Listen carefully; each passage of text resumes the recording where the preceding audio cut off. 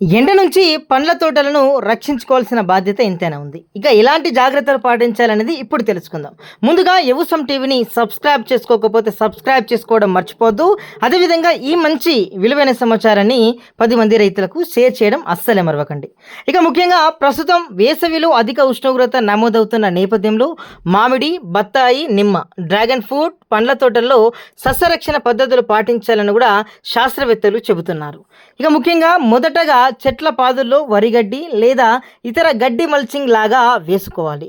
కాండంకు 2 నుంచి 3 ఫీట్ల ఎత్తు వరకు 10% సున్నం ప్లస్ 1% కాపర్ సల్ఫేట్, దాన్ని మనం మైలుతుత్తంగా పిలుస్తాం. ఈ యొక్క కలిపిన మిశ్రమాన్ని పూత పూయడంతో ఎండ తీవ్రత తగ్గిస్తుంది.